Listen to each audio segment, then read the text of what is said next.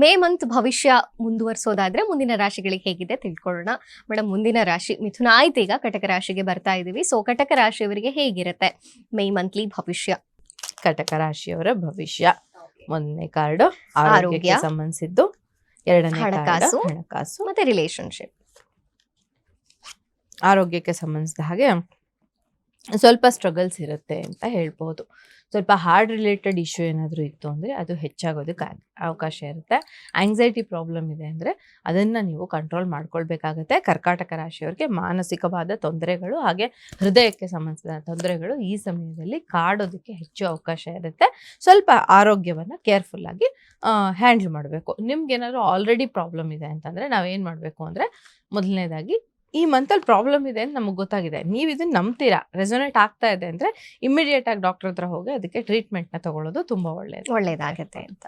Okay, ಇನ್ನು ಅವರ ಹಣಕಾಸು ಅಂತ ಬಂದರೆ, ಹಣಕಾಸಿನ ವಿಚಾರಕ್ಕೆ ಬಂದಾಗ ಪಾಸಿಟಿವ್ ಆದಂತಹ ಕಾರ್ಡ್ ಇದು. ಹಣಕಾಸಿನ ಹರಿವು ಹೆಚ್ಚಾಗುತ್ತೆ. ಜಾಬ್ ಟ್ರೈ ಮಾಡ್ತಿದ್ರೆ ಹೊಸ ಜಾಬ್ ಸಿಗೋದಕ್ಕೆ ಅವಕಾಶ ಇರುತ್ತೆ ಕರ್ಕಾಟಕ ರಾಶಿಯವರಿಗೆ. ಹಾಗೆಯೇ ಬಿಸ್ನೆಸ್ ಮೆನ್ಗಳಿಗೆ ಕೂಡ ಹೆಚ್ಚು ಹಣ ಬರುವಂತಹ ಅವಕಾಶ ಇರುತ್ತೆ. ಅದರಲ್ಲೂ ಹಣವನ್ನು ಇನ್ವೆಸ್ಟ್ ಮಾಡಿ ದುಡ್ಡನ್ನು ಮಾಡಬೇಕು ಅಂದರೆ ಫೈನಾನ್ಸ್ ಫೀಲ್ಡ್ನಲ್ಲೇ ಇರೋವಂಥವ್ರು, ಅಕೌಂಟ್ಸ್ ಫೀಲ್ಡ್ನಲ್ಲಿ ಇರೋವಂಥವ್ರು, ಬಿಸ್ನೆಸ್ ಮ್ಯಾನೇಜ್ಮೆಂಟು, ಬಿಸ್ನೆಸ್ ಫೀಲ್ಡಲ್ಲಿ ಇರೋವಂಥವ್ರು, ಇಂಥವ್ರಿಗೆ ತುಂಬ ಡೆಫಿನೆಟ್ ಆಗಿ ಪಾಸಿಟಿವ್ ಆದಂತಹ ಟೈಮ್ ಇದು ಅಂತ ಹೇಳಿ. Okay, super. ಇನ್ನು ರಿಲೇಶನ್ಶಿಪ್ ಅಂತ ಬಂದಾಗ ನೀವು ಸಿಗದೇ ಇರುವಂತಹ ರಿಲೇಶನ್ಶಿಪ್ ಬಗ್ಗೆ ತುಂಬಾ ತಲೆ ಕೆಡಿಸ್ಕೊತಾ ಇದ್ದೀರಾ ಕರ್ಕಾಟಕ ರಾಶಿಯವರು.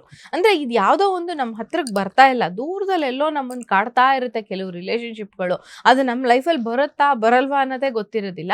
ಆ ರಿಲೇಶನ್ಶಿಪ್ಗೋಸ್ಕರ ನಿಮ್ಮ ಮನಸ್ಸು ತುಂಬಾ ಒಂದು ತಹತಹ ಇರುತ್ತೆ ಅಂತ ಹೇಳ್ತೀವಲ್ಲ, ಒಂದು ತುಡಿತಾ ಇರುತ್ತೆ ಅಂತ ಹೇಳ್ತೀವಲ್ಲ, ಆ ಥರದ ತುಡಿತವನ್ನು ಹೊಂದಿರುತ್ತೆ ಅಂತ ಹೇಳ್ಬಿಟ್ಟು. ಬಟ್ ಅದು ಬರುತ್ತಾ ಇಲ್ವಾ ನಿಮಗೆ ಗೊತ್ತಿಲ್ಲ, ಅಥವಾ ಆ ಪರ್ಸನ್ ಯಾರಿದ್ದಾರೆ ಅವ್ರಿಗೂ ಕೂಡ ನಿಮ್ಮ ಬಗ್ಗೆ ಅಂಥ ಒಂದು ಅಟ್ರಾಕ್ಷನ್ ಉಳಿದಿಲ್ಲ ಇವಾಗ. ಆದ್ರೂ ಕೂಡ ನೀವು ಬರುತ್ತೆ ಅಂತ ಹೇಳ್ಬಿಟ್ಟು ಯಾವುದೋ ಬರದೇ ಇರುವಂತಹ ದೂರದ ಆಸೆಯನ್ನ ಇಟ್ಕೊಂಡು ವೆಯ್ಟ್ ಮಾಡ್ತಾ ಇದ್ದೀರಾ ಅಂತ.